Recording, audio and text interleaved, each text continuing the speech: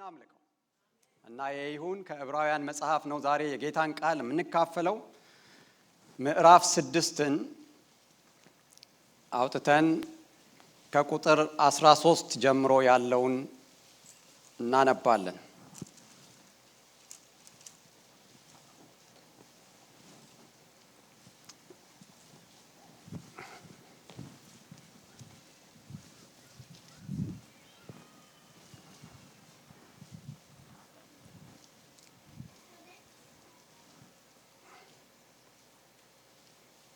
ዕብራውያን ምዕራፍ 6 ከቁጥር 13 ጀምሮ ያለውን በጌታ ስም አነባለሁ።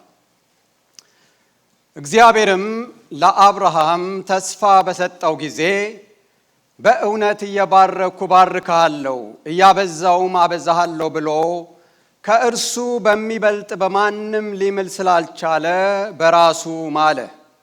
እንዲሁም እርሱ ከታገሰ በኋላ ተስፋውን አገኘ። ሰዎች ከእነርሱ በሚበልጠው ይምላሉና ለማስረዳትም የሆነው መሐላ የሙግት ሁሉ ፍጻሜ ይሆናል።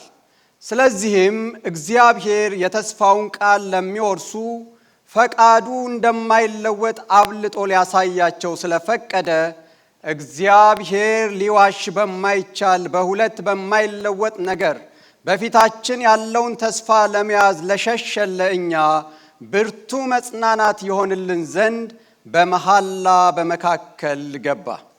ይህም ተስፋ እንደ ነፍስ መልህቅ አለን። እርሱም እርግጥና ጽኑ የሆነ ወደ መጋረጃውም ውስጥ የገባ ነው። በዚያም ኢየሱስ እንደ መልከ ጼዴቅ ሹመት ለዘላለም ሊቀ ካህናት የሆነ ስለ እኛ ቀዳሚ ሆኖ ገባ። ስሙ የተባረከ ይሁን። ጌታ ይመስገን። አረፍ በሉ። የእግዚአብሔር ቃል በጣም የተወደደ ነው። እንደኔ አይነቱን ትንሽ ሰው ደግሞ ይሄንን ክቡር ቃል እንድሰብክና እንዳስተምር እድል ስለሰጠኝ በታላቅ ትህትና እግዚአብሔርን አመሰግናለሁ። እናንተም ደግሞ የተለያየን ሰዎች በዚህ ቦታ ስንመጣ እግዚአብሔር በእነሱ በኩል አልፎ ሊናገረን ነው ብላችሁ በጣም ልባችሁን ከፍታችሁ ስለምትሰሙን እግዚአብሔር ይባርካችሁ። እግዚአብሔር የተመሰገነ ይሁን። የምንኖረው በተፈጸመ ታላቅ ተስፋና ደግሞም በምንጠባበቀው የተባረከ ተስፋ መካከል ነው። እንደምታውቁት ሰው በኃጢአት በወደቀ ጊዜ ተስፋ ቢስ ሆኖ ከእግዚአብሔር ተቆርጦ የኃጢአት ባሪያ የሲኦል ራት ሆኖ በነበረበት ጊዜ እግዚአብሔር አንድ ታላቅ ተስፋ በዘፍጥረት ምዕራፍ 3 ቁጥር 15 ላይ ሰጠ። ከሴቲቱ ዘር የሚወለደው እርሱ የሰይጣንን ራስ እንደሚቀጠቅጥ የሰው ልጅ ተስፋ እንዳለው እግዚአብሔር የወደቀውን የሰው ልጅ እንደሚያነሳው ተናገረ። እግዚአብሔር ተስፋ ሰጠ። ስሙ ራሱ የተስፋ አምላክ ነው። ስሙ የተመሰገነ ይሁን። ይሄንን ተስፋ ብዙዎች ሲጠባበቁ ኖረው አንዳንዶቹ ከሩቅ ተሳልመውት ሳያገኙት አለፉ። እኛ ደግሞ እድለኞች ሆንና ይሄ ለዘመናት ነቢያት አባቶቻችን የተናገሩትን ተስፋ አገኘ ነው። ስሙ የተባረከ ይሁን። ባለፈው ሳምንት ያከበርነው የጌታችን የኢየሱስ ክርስቶስ ሞትና ትንሣኤ ለዘመናት ሲነገር የነበረ ተስፋ የተፈጸመ ተስፋ ነው። ስሙ ይባረክ። አሁን ደግሞ ያልተፈጸመ የምንጠባበቀው የተባረከ ተስፋ አለ። አሜን ነው። ምንድነው እርሱ ካላችሁኝ የድነታችን ፍጻሜ መዳናችን ወደ መፈጸም የሚመጣበት የኢየሱስ ክርስቶስ በክብር መገለጥ ድነናል እንድናለንም ስለሆነ በየቀኑ ከኃጢአት ኃይል እግዚአብሔር እያዳነን ወደዚያ ተስፋ እየገሰገስን ነው ያለን። የዕብራውያን ጸሐፊ በዚህ ጉዞ ላይ ላሉ ሰዎች አንዳንዶቹ ደክመው ሰልችቷቸው ማፈግፈግ የጀመሩትን ወደ ይሁዲነት እምነት ለመመለስ የዳዱትን ሰዎች ለማሳሰብ ለማስጠንቀቅ ነው ይሄንን የጻፈው። ተፍገምግመው ተሰላይተው ለነበሩ ሰዎች እንዴ አንድ ተስፋ እኮ አለ፣ ኢየሱስ ክርስቶስ ከሁሉ የሚልቅ ነው፣ የሚበልጥ ነው። ይሄ የእምነታችሁን ጀማሪና ፈጻሚውን እርሱን እየተመለከታችሁ በፊታችሁ ያለውን ሩጫ በትዕግስት ሩጡ። ለዚህ ደግሞ በእምነት የጸኑትን አባቶቻቸውን እየተረከ የጻፈው መጽሐፍ ነው። ተስፋ አለ፣ ስሙ የተባረከ ይሁን። እንዳነበብኩት ጸሐፊው እንደውም ቁጥሩን ሲጀምር እግዚአብሔር ተስፋ ሰጥቷል ብሎ ነው የሚጀምረው። አሜን ነው። ምንድነው ተስፋ? ይሄን የማያውቅ አለ እንዴ? ይሄ ነገር ቢወርድ ጥሩ ነው መሰለ። የሰው አቴንሽን ስቦብኛል። ማስታወቂያውን ከይቅርታ ጋር ብታወርዱት። ሜቴን ነው፣ እሱን አትርሱ። እና ጸሐፊው ምን ብሎ ነው የጀመረው አልኳችሁ? እግዚአብሔር እንናገር እንጂ እግዚአብሔር ምን ሰጥቷል? ተስፋ ሰጥቷል። ስሙ የተባረከ ይሁን። ተስፋ የሚፈጸም እንዲፈጸም የተገባ የተሰጠ ቃል ማለት ነው። የሚሆን የሚደረግ መልካም ፍጻሜ ያለበት አለኝታ ያለበት ቃል ማለት ነው። ወደፊት የሚፈጸም ወይም ደግሞ እንዲፈጸም የሚጠባበቁት የሚተማመኑበት ነገር ማለት ነው። የመቼ ነው? የወደፊት ማለት ነው። እግዚአብሔር ለአብርሃም ተስፋ በሰጠው ጊዜ የሚምልበት ከእርሱ የሚበልጥ ሌላ ባለመኖሩ በራሱ ማለ፣ እንዲህም አለ፣ በእርግጥ እባርክሃለሁ ዘርህንም አበዛዋለሁ። ቁጥር 13 እና 14 ላይ ከኖህ ዘመን ጥፋት በኋላ እግዚአብሔር ተስፋውን የሚፈጽምበት ሰው ሲፈልግ አብርሃምን አገኘ እና የመጀመሪያውን ተስፋ በደንብ እንደምታውቁት በዘፍጥረት ምዕራፍ 12 ቁጥር 1 እና 2 ላይ ነው የሰጠው። የሰውን ዘር የሚቤዥ እቅዱን የሚያከናውንበት የዘር ሐረግ እየፈለገ በነበረበት ጊዜ ማን ተገኘ? አብርሃም ተገኘ። ስሙ የተባረከ ይሁን። እግዚአብሔር ለዓላማው መፈጸሚያ የሚሆን ነገር ሲፈልግ የምትገኙ ሰዎች ያድርጋችሁ። ሰበብ ሲፈልግ እግዚአብሔር ሰው በመፈለግ ላይ ነው። የተገኙ ሰዎች አሉ በዘመናት መካከል ያገኛቸው ዓላማውን የፈጸመባቸው። አብርሃም ተገኘ። እግዚአብሔር በመጀመሪያ ተስፋ ከገባለት ከነዛ 7 ትላልቅ ተስፋዎች መካከል አንዱ ምን የሚል ነው? የምድር ሕዝቦች ሁሉ በአንተ ይባረካሉ የሚል ነው። ምዕራፍ 12 ይሄን ገባ። ከዛ ደግሞ መጣና ምዕራፍ 15 ላይ አብርሃም መፍገምገም፣ ማፈግፈግ፣ ድካም፣ እምነት ማጣት ገጥሞት በነበረበት ጊዜ እግዚአብሔር እንደገና ተገለጠና የተናገረውን የተስፋ ቃል እንደገና ሪአፈርም አደረገው። ስሙ የተባረከ ይሁን። ምዕራፍ 15 ቁጥር 5 ላይ እሱን ነው የምታዩት። ቀና ብለህ ወደ ሰማይ ተመልከት፣ እስቲ መቁጠር ከቻልክ ከዋክብቱን ቁጠራቸው፣ ዘርህም እንዲሁ ይበዛል የሚል። አንዳንድ ጊዜ እግዚአብሔር የነገረን ነገር ይኖርና በጉዞ ላይ የነገረንን ረስተን መፍገምገም እንጀምራለን፣ መናድ እንጀምራለን፣ መቅለጥ እንጀምራለን። የዚህ ጊዜ እግዚአብሔር ይገለጥና አዲስ ነገር አይደለም የሚነግረን፣ መጀመሪያ የነገረንን እንደገና ያሳስበናል። ስሙ የተባረከ ይሁን። ለሶስተኛ ጊዜ ከብዙ ዓመታት በኋላ የተናገረው ተስፋ የመጀመሪያው ይስሐቅ ከተፈጸመ በኋላ አብርሃም ደግሞ ያንን የተፈጸመውን ተስፋ ለእግዚአብሔር መልሶ ከሰጠ በኋላ ከመታዘዝ በኋላ እግዚአብሔርን መውደዱን ካሳየ በኋላ በእኔ ሕይወት ከእግዚአብሔር የሚበልጥ የለም ካለ በኋላ እግዚአብሔር በዘፍጥረት ምዕራፍ 22 ቁጥር 17 እስከ 18 ባለው ተገለጠና እንደገና ተናገረው። የዕብራውያን ጸሐፊ ይህንን የሶስተኛውን ንግግር ነው እዚህ ላይ የጠቀሰልን። ግን የእግዚአብሔር ኪዳን የእግዚአብሔር ንግግር በእርግጥ ስለ ይስሐቅ ብቻ እንዳልነበረ ክፍሉ ያሳየናል። ምንድን ነበር የአብርሃም እውነተኛው ተስፋው ካላችሁኝ፣ ከሩቅ ዘመን በኋላ ከአብርሃም ዘር ስለሚወለደው ስለ ክርስቶስ ኢየሱስ ነበር። ስሙ ይመስገን። እንዴት አወቅ?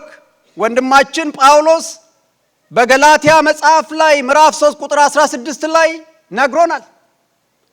የተስፋው ቃል የተነገረው ለአብርሃምና ለዘሩ ነበር። መጽሐፍ ለብዙ ሰዎች እንደሚነገር ለዘሮቹ አይልም፣ ነገር ግን ለዘር ይላል ብሎ እርሱም ማን ነው ይላል?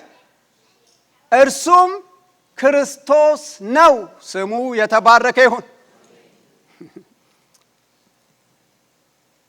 ደብል ነው። አያችሁ፣ እግዚአብሔር መጥቶ ለአብርሃም ሲያወራው በእርግጥ እባርካለሁ ዘርህንም አበዛዋለሁ ብሎ ሲነግረው የቅርብ ጊዜው ተስፋ ከአብርሃም ጉልበት የሚወጣው ማን ነው? ይስሐቅ ነው። ግን እግዚአብሔር ሁለት ነገር ነው እየተናገረ ያለው። ዋናው ግን ያንተን የዘር ሐረግ ተከትሎ የሚመጣ ከዘር የሚወጣ የሰው ልጆች ሁሉ የሚያድነው ክርስቶስ ኢየሱስ ነው እያለው ነው። ይሄ ተስፋ ተፈጽሟል።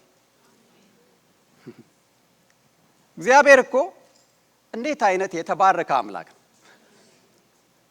ይሄ ሁሉ ፍሬ እዚህ እንኳን የተሰበሰበው ለአብርሃም የተናገረው የንግግር ውጤቶች ነን። በአንተ አማካኝነት አሕዛብ ይባረካሉ። ይሄ በረከት ደርሶን በኢየሱስ ክርስቶስ ድነትን አግኝተን ጸድቀን ተቀድሰን ከብረን እዚህ ያለን ስሙ የተባረከ ይሁን። የተፈጸመውን ተስፋ እየኖርንበት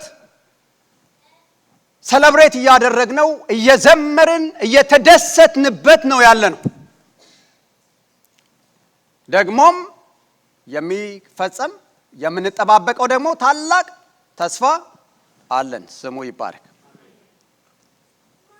እንግዲህ በዚህ መሃል በተፈጸመውና በሚፈጸመው መካከል የምንኖረውን ሰዎች እግዚአብሔር በየጊዜው ደግሞ በጉዞ ላይ ያለን መፍገምገም ሲገጥመን በመንፈሱ በድምፁ ይመጣና ማነቃቂያ ማበረታቻ ነገር ይነግረናል። ሌሎች አደርግልሃለሁ አደርግልሻለሁ ብሎ የሚገባልን ደግሞ ተስፋ አለ። እርሱ ግን ዋና አይደለም።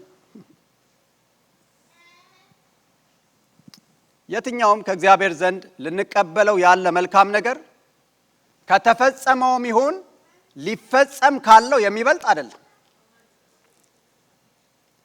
ግን አንዳንድ ጊዜ እንዴት እንሆናለን መሰላችሁ? እግዚአብሔር ይሄንም ያክል ታላቅ ተስፋ ፈጽሞ ደግሞ የምንጠባበቀው የተባረከ ተስፋ ከፊታችን ሰጥቶን በመካከል በሚነግረን ጥቃቅን ነገር እንኳን እምነታችን ይወድቃል። ለማመን እንቸገራለን። ሰርቶ አሳይቶ ፈጽሞ አሳይቶ ከዓመታት በኋላ ሊሆን የማይችል መለኮት ሰው ሆኖ መጥቶ በመስቀል ላይ ሞቶ አድኖን ሩቅ የነበርነውን አህዛብን ወደ መንግስቱ ጨምሮን ይሄን ፈጽሞ አሳይቶን ማለት ነው። እግዚአብሔር ይመስገን። እና በዋናነት እግዚአብሔር የነገረው ምንድነው? የሚመጣ ንጉሥ አለ፣ የማይናወጥ መንግስት አለ፣ ፍጻሜ የሌለው አገዛዝ ይመጣል የሚል ተናገረ። እርሱ ደግሞ ተፈጸመ። የእግዚአብሔር መንግስት መጥታለች። አሜን ነው። የእግዚአብሔር መንግስት እግዚአብሔር እንደተናገረው በኢየሱስ ክርስቶስ መምጣት መጣች። ደግሞ ምን ትላለች? ትመጣለች። ኦልሬዲ ናት የት ነች? የእግዚአብሔር መንግስት መጥታለች። ደግሞ ምን ትላለች? ትመጣለች። ስሙ የተባረከው። እግዚአብሔር ተስፋ ሰጥቷል ይልና የዕብራውያን ጸሐፊ፣ ተስፋው ግን የሚፈልጋቸው ነገሮች አሉ። ከኛ ተስፋ ከተቀበልነው ሰዎች የሚጠበቅ ነገር ደግሞ አለ ይላል። ምንድነው ካላችሁት እንደዚህ ይላል ቁጥር 15 ላይ አብርሃም በትዕግስት ከጠበቀ በኋላ የተሰጠውን ተስፋ አገኘ። ከታገሰ በኋላ ተስፋውን አገኘ።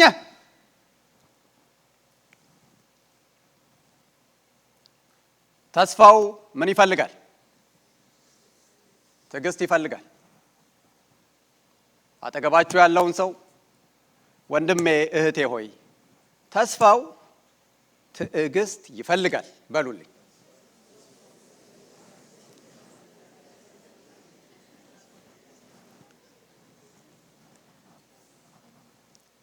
ተስፋው እንደ ፋስት ፉድ አይደለም በሉልኝ።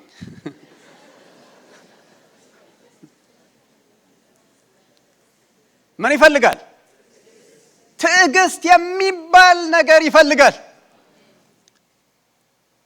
ከምዕራፍ 5 ቁጥር 11 ጀምሮ ነው በመንፈሳዊ ሕይወታቸው እድገት ያላሳዩትን ክርስቲያኖች የሚጠበቅባቸውን ብስለት እያሳሰበ በክርስትና ከኖሩበት ጊዜ አንጻር አስተማሪዎች ሊሆኑ እንደሚገባቸው እየነገራቸው ቆይቶ ወተቱን ተዉት ጋጡ አጥንቱን እያለ ተናግሮ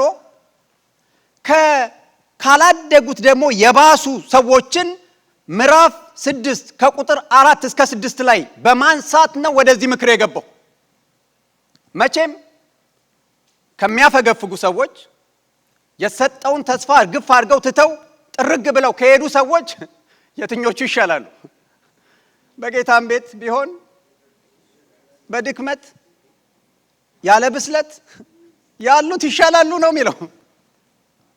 ምዕራፍ 6 ቁጥር 4 እስከ 6 አንድ ጊዜ ብርሃን የበራላቸው ሰማያዊውን ስጦታ የቀመሱትን ከመንፈስ ቅዱስ ተካፋዮች የሆኑትን መልካሙን የእግዚአብሔር ቃልና የሚመጣውን ዓለም ኃይል የቀመሱትን በኋላ ግን የካዱትን እንደገና ወደ ንስሐ መመለስ አይቻልም። ምክንያቱስ እነርሱ ለገዛ ጥፋታቸው የእግዚአብሔርን ልጅ እንደገና ይሰቅሉታል፣ ያዋርዱትማል። በትዕግስት መጠበቅ መጽናት የተሳናቸውን ካነሳ በኋላ አሁን በክርስትና ጉዞ ላይ ያሉትን የሚገመገሙትን ነው የአብርሃምን ምሳሌነት ያነሳላቸው። ተስፋው ምን ይፈልጋል? ትዕግስት ይፈልጋል። አብርሃም ከታገሰ በኋላ ምን አረገ? አገኘ። 25 ዓመት ጠብቆ ነው ያገኘው። እንዴ አብርሃም ጠብቆ ከሆነ ያገኘው አንቺ ማነሽና ነው የማትጠብቂው? እንደማለት እኮ ነው። አንተ ማን ነህ ልትል ነው በተነገረ ማግስት አምጣ የምትለው? ምን ማድረግ አለብህ? መጠበቅ አለብህ። ከጠበቀ በኋላ የሚለው የጊዜ ርዝማኔን ያሳያል። ስለተጠቀሰልን ነው የሱ እንጂ እንደውም ፊሎሶፊካል ወርድ ነው ይባላል። አንድ ሰው ጠብቀኝ ብትሉት ስንት ደቂቃ የናንተ ጠብቀኝና የሱ ይለያያል። እንደውም የኛ አበሾቹ ስንት ነው ተብሏል? አንድ ቀን ጌታ ጊዜውን አይናገርም። አይገርም? ምን ብቻ ነው የሚላችሁ? ጠብቀኝ። ጌታ ሆይ ስንት ቀን ልጠብቅህ? ስንት ወራት ልጠብቅህ? ስንት ዓመት ልጠብቅህ? በቃ ቁርጡን ንገረኝና ወጥሬ እጠብቅሃለሁ ብትሉት አይሆንም። ጠብቀኝ። እግዚአብሔር ይመስገን። አብርሃም ተስፋ ከተገባለት በኋላ ሳይሆን ያገኘው ይለናል። ምን ካለ በኋላ ነው? ከታገሰ በኋላ።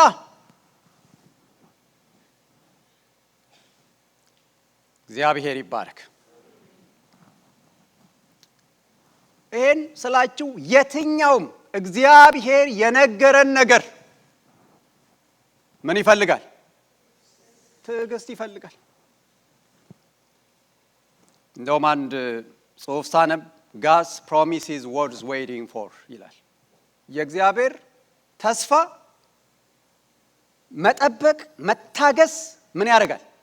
ወርዝ ያደርጋል። አሜን ነው። እንኳን የእግዚአብሔር ተስፋ እዚህ ሀገር በጣም ብዙ ጠብቃችሁ የመጣችሁ ሰዎች የላችሁ? ማለት ቀድሞ ቤተሰብ መጥቶ ፕሮሰስ የጀመረላችሁ ሰዎች ኢትዮጵያ ሆናችሁ ምን ሆናችሁ ነው የመጣችሁት? ጠብቃችሁ ታግሳችሁ። አንደኛ ጓደኛ እናቱ ነች ወደዚህ የመጣችሁ፣ ፕሮሰስ ተጀመረለት። ሁሌ በቃ ልሄድ ነው የሚለን። እንደውም አሜሪካ ስለሆነ ሄጄ የምኖረው ብሎ እንጀራ አይበላም ነበር። ምክንያቱም ሄጄ እዛ ከምቸገር ብሎ እንጀራ ትቶ ነበር። ግን ያው እዚህም ያለው ምንድን ነው?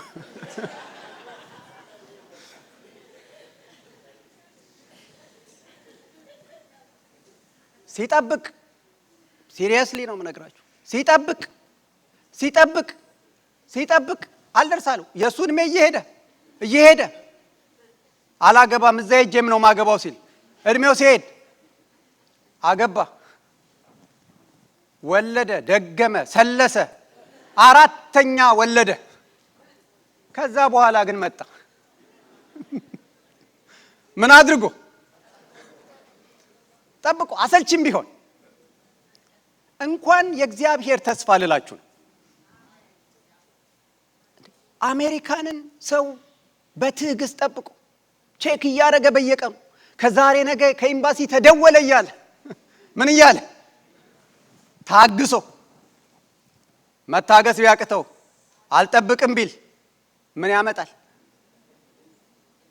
ሄዶ ኤምባሲውን ማስገደድ ይችላል? አይችልም። ከእግዚአብሔር የተነገረን ነገር ምን ይፈልጋል አለ? ትዕግስት ይፈልጋል። ሁለተኛው እምነት ይፈልጋል። ይህንን ቁጥር 12 ላይ ጸሐፊው ያነሳል። በእምነትና በትዕግስት የተስፋውን ቃል የሚወርሱትን እንድትመስሉ እንጂ ዳተኞች እንዳትሆኑ ተስፋ እስኪሞላ ድረስ እያንዳንዳችሁ ያን ትጋት እስከ መጨረሻው እንድታሳዩ እንመኛለን ይላል። በእምነትና በትዕግስት የተስፋውን ቃል የሚወርሱትን እንድትመስሉ እንጂ ምን እንዳትሆኑ? ዳተኞች እንዳትሆኑ። እስከ መቼ እንመን? እስከ መቼ እንታገስ? ሲሉት ደግሞ ተስፋው እስኪሞላ ድረስ። እግዚአብሔር የተባረከ ይሁን። ትዕግስትና ተስፋ የተቆራኙ ናቸው ብያችኋለሁ። የመጀመሪያው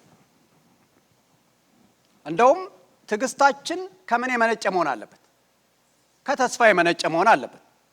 የተሰሎንቄን መጽሐፍ እያጠናን አይደል? ምዕራፍ 1 ሲጀምር ጳውሎስ ከተስፋ የሆነ ምናችሁን ነው የሚለው? ትዕግስታችሁን፣ ጽናታችሁን፣ ከእምነት የሆነውን ስራችሁን፣ ከፍቅር የመነጨ ድካማችሁን ነው የሚለው። አንድ ሰው ተስፋ የሚያደርግ ከሆነ በውስጡ ምን አለ ማለት ነው? ትዕግስት ግድ ነው።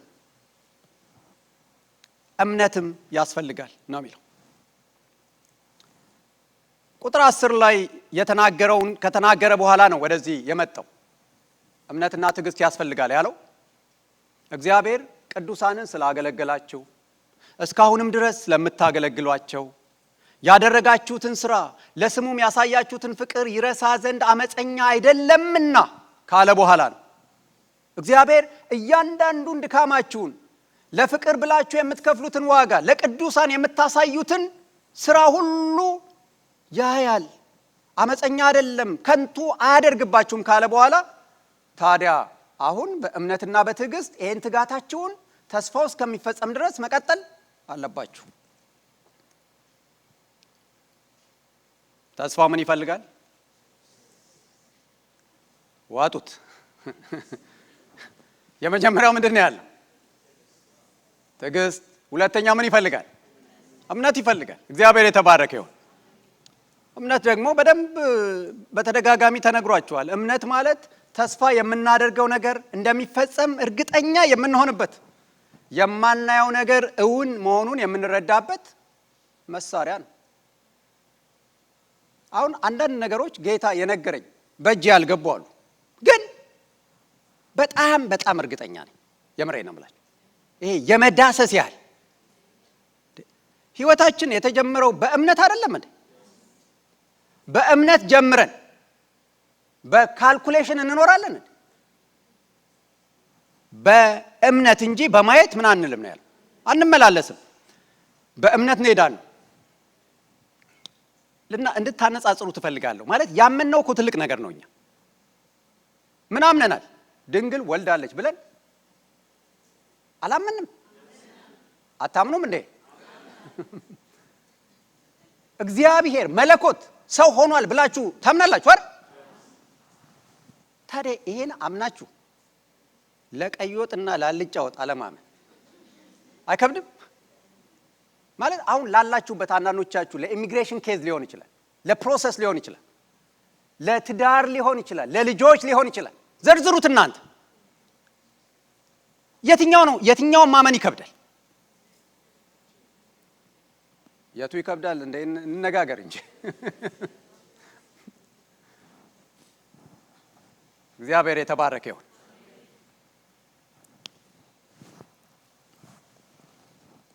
እንደውም ካልከበዳችሁ እኔ ወደዚህ ሀገር ብዙ ፈልጌ አይደለም የመጣሁት። ባለፈው መሪዎችን ቤት ጠርቼ የህይወታችንን የኔንም የዋይፍንም 1% መስክረንላቸው ነበር። ሳይፈልግ ወደዚህ ሀገር ከመጣ ሰው መካከል አንዱ ነኝ። አሁን ለምሳሌ ማለት በቃ እግዚአብሔር ግን ስለፈለገ መጣው ማለት ነው። እና በሌላ መንገድ እንድመጣ ወዳጆቼ ግን ሞክረው ያውቃሉ ከዛ በፊት እና እምቢ ነው ያልኳቸው። እና እምቢ ስል ለምንድን ነው እምቢ ያልኩት? እንኳን እኔ ቆዳና ሌጦ ተጭኖ ይሄዳል ብዬ ነው። እውነት አይደለም? እነ ቆሎ እነ በርበሬ እነ ሽሮ በክብር አይደል እንዴ ተጭነው እዚህ ሀገር የሚመጡት? እንኳን የእግዚአብሔር ፕሮግራም ያለብንኛ።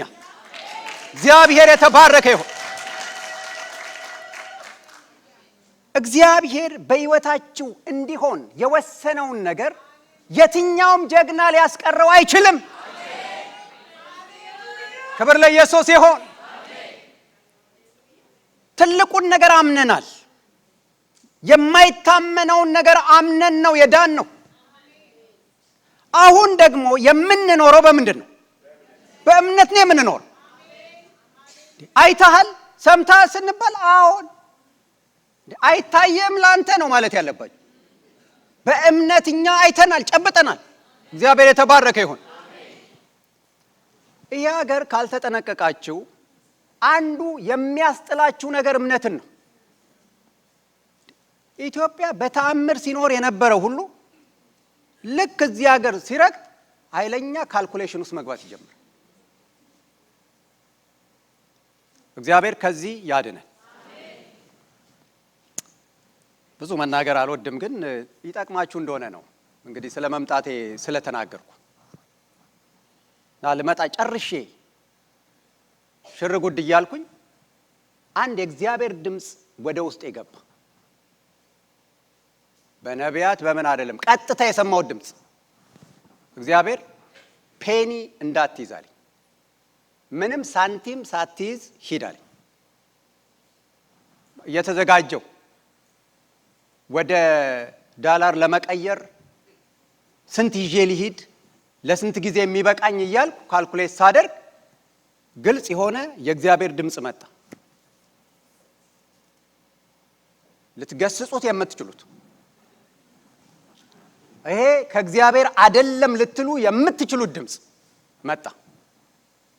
ነው ማስታውሳለሁ። ይሄን ቤት ልንገዛ ስንል አርሊንግተን ሆነን ለደህንነቱ ስለ የማልጠቅሰው አንድ የተባረከ ወንድም አለ እዚህ እና ኢንከሬጅ ለማድረግ ሲናገር ነበርና የዛሬ ስንት ዓመት እዚህ ሀገር ስመጣ $50 ይዤ ነው የመጣሁት ብሎ ሲመሰክር ሰማው። ግን እግዚአብሔር አሁን በጣም ባርኮኛል ብሎ ለቤተ ክርስቲያን ዘራ።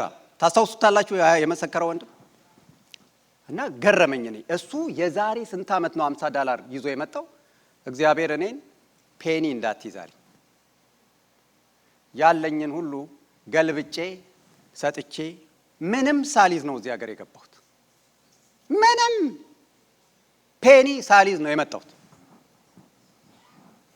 እና የመጀመሪያ አንድ ወዳጄ ነው ወደ ኮኔቲከት ሄድ ነበር ለአገልግሎት። ሲሸኘኝ ሜትሮ ስቴሽን መጨረሻ ላይ ጨበጠና ባረከኝ። $60 ለመጀመሪያ ጊዜ እጄ የገባው $60 ነው። እዚህ እንደውም አይቺ እንዴ ምንድነች እቺ ብያለሁ በወቅቱ። ከዛ ደግሞ ወደ አትላንታ ሄጄ ነበር። እዛ አንድ ወር ቆየው ሳገለግል። ስመጣ አካውንት ከፈትኩ።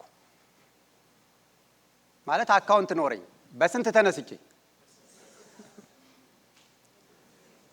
እምላችሁ እግዚአብሔር ሲናገር ማመን ያስፈልጋል።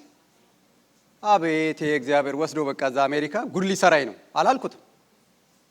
የተለማመድኳቸው ነገሮች ስለነበሩ አሁን ከዚህ በኋላ ወንድም ኤልያስ ተነስቶ ይሄ የለኝም ይሄ ጎደለኝ ቢል አያሳፍርም? ጌታ ምን ይለዋል? ስንት ይዘመተ ነው አይለውም? ተስፋው ምን ይፈልጋል እያልኳችሁ ነው። ይሄንን ሁሉ ማወራው ምን ይፈልጋል? እምነት ይፈልጋል። ወገኖች ሆይ እምነታችን መነሳት አለበት። የሚያኖረን በእግዚአብሔር ላይ ያለን እምነት ነው። ይሄን ስላችሁ መስራት አያስፈልግም፣ ማሰብ አያስፈልግም፣ ሴም ማድረግ አያስፈልግም እያልኩኝ አይደለም። ግን በቃ እግዚአብሔርን ከህይወታችን አውጥተን ጥለን በራሳችን ጥረት እንደምንኖር አይነት ሰዎች መሆን የለብን። እግዚአብሔር የተናገረውን ማመን ያስፈልጋል። ክብር ለኢየሱስ ይሁን።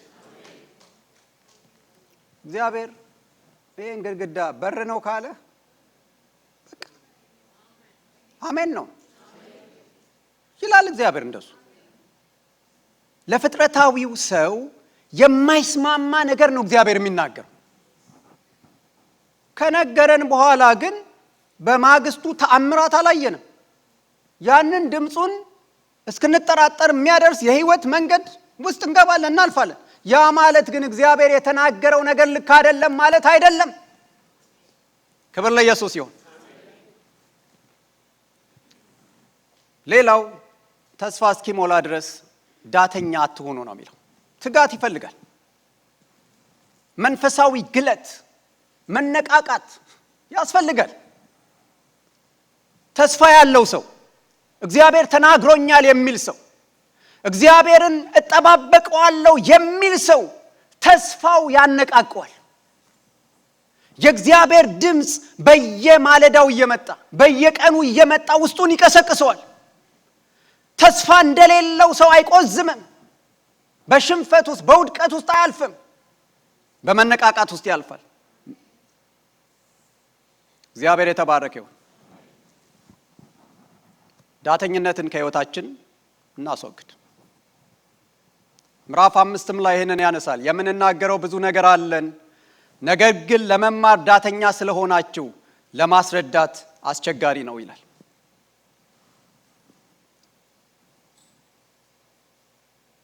ሌላው ቁጥር 16 እና 18 ላይ የሚያነሳው ነው። ተስፋው አስተማማኝ ነው ይላል። ተስፋው ጋራንትድ ነው ይላል። ቁጥር 16 እና 18 እናንብብ። ሰዎች ከእነርሱ በሚበልጥ ይምላሉ፣ መሐላውም የተባለውን ነገር ስለሚያጸና በመካከላቸው ያለው ክርክር ሁሉ ይወገዳል። እግዚአብሔር የማይለወጥ ዓላማውን ለተስፋው ቃል ወራሾች ግልጽ ለማድረግ ስለፈለገ በመሐላ ምን አደረገው? አጸናው። እግዚአብሔር ከቶ ሊዋሽ አይችልም። እርሱ በሁለት በማይለወጡ ነገሮች በፊታችን ያለውን ተስፋ ለመያዝ ወደ እርሱ ለሸሸን ለእኛ ብርቱ መጽናናት እንድናገኝ አድርጓል። ተስፋው ምንድን ነው? አስተማማኝ ነው። ተናገሩ። ጋራንትር ነው። ኢንሹርድ ነው። እግዚአብሔር የተባረከው። የእግዚአብሔር ኪዳን፣ የእግዚአብሔር ቃል፣ የእግዚአብሔር ንግግር አስተማማኝ እንደሆነ ማረጋገጫዎችን እግዚአብሔር ሰጠ። ምንድን ነው ስትሉት፣ የመጀመሪያው እግዚአብሔር እንደ ሰው ማለ ነው የሚለው። መሐላ የወደቀው የሰው ልጅ ስርዓት ነው። አንድ ነገር ትናገሩና ሰው አላምን ሲላችሁ ምን ትላላችሁ? ትምላላችሁ። የምትምሉት በማን ነው?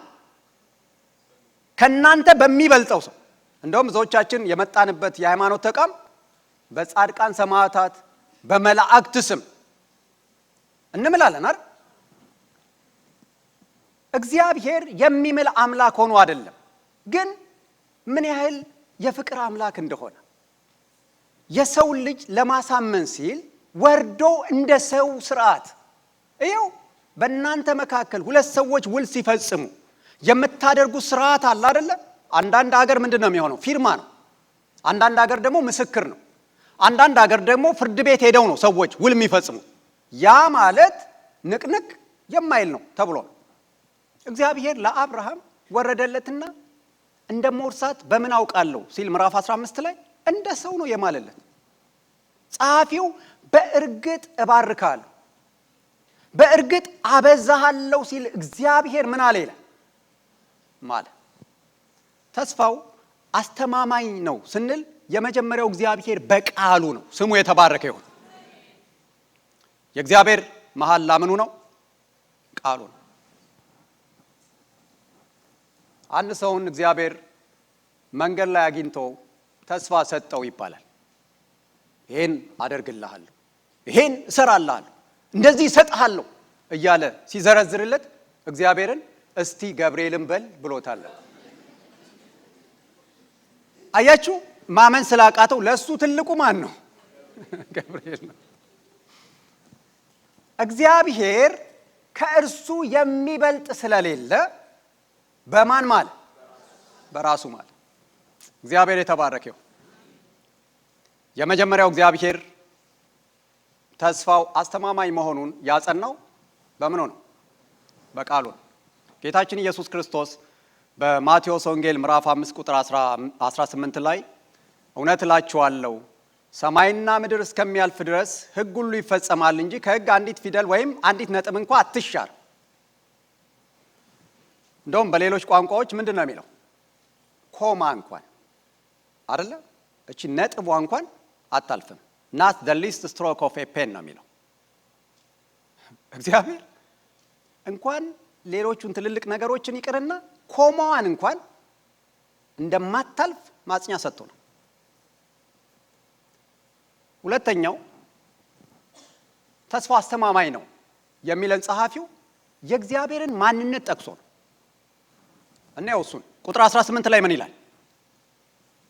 ምዕራፍ 6 ቁጥር 18 እግዚአብሔር ሊዋሽ አይችልም። እግዚአብሔር ምን ሊል አይችልም? ሊዋሽ አይችልም። ተስፋውን አስተማማኝ የሚያደርገው ተስፋውን የሰጠው ማንነቱ በራሱ ውሸት የሚባል አያውቀውም።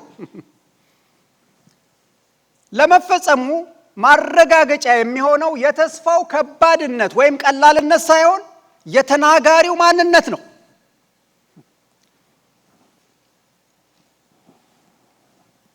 አሁን እኔ ተነስቼ መቼም ሞቅ ብሎኝ ሞቅ አይለኝም እንጂ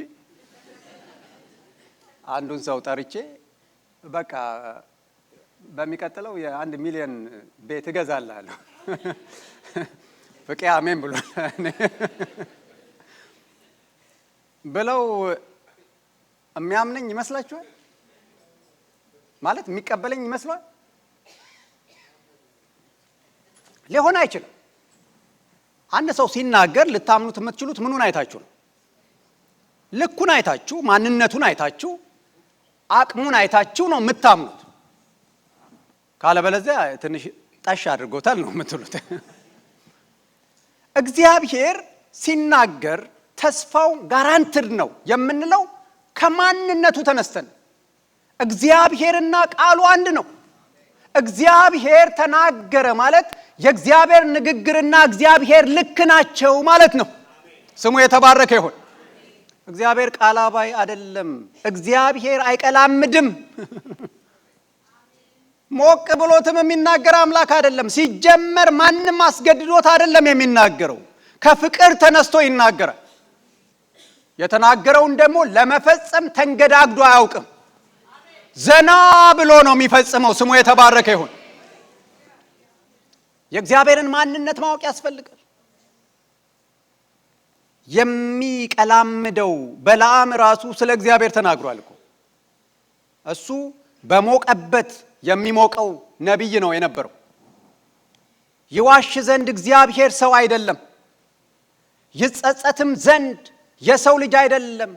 ተናግሮ አያደርገውምን? ተስፋ ሰጥቶስ አይፈጽመውምን? ይላል ዘኍልቍ 13:19 ላይ። ይህንን በለዓም ነው ስለ እግዚአብሔር የተናገረው። እግዚአብሔር ይዋሽ ዘንድ ምን አይደለም? ሰው አይደለም። ሶሪ ይል ዘንድ፣ ይጸጸት ዘንድ፣ ተሳስቼ ነው ሞቅ ብሎኝ ነው ይል ዘንድ የሰው ልጅ አይደለም። ተናግሮ አያደርገውምን? ተስፋ ሰጥቶስ አይፈጽመውምን? እግዚአብሔር የተባረከ ይሁን። እግዚአብሔር የማይለወጥና ቃሉ የታመነ ነው። ስለዚህ እርሱ ላይ እምነታችንን እናድርግ። ጌታ ይባረክ። ደግሞ እኮ እኛ ብዙ ያየን እኮ ነን። ማለት ወደ ኋላ ብንሄድ እግዚአብሔር እየተናገረ እያደረገ እየተናገረ እያደረገ እየተናገረ እያደረገ የሰራልን ሰዎች ነን። አሜን ነው። ምንም እንዳላየ ከዚህ በፊት እግዚአብሔር ተናግሮ እንዳልፈጸመለት አይነት ሰው መሆን አያስፈልግም። አንዳንዴ ንግግሩ የእግዚአብሔር ንግግር ወይ እግዚአብሔር ስለማን ነው የሚያወራው የሚያሰኝ ነው። ከኛ ሁኔታ ጋር ፈጽሞ የማይገናኝ። እግዚአብሔር ካለ ግን ክብር ለኢየሱስ ይሁን።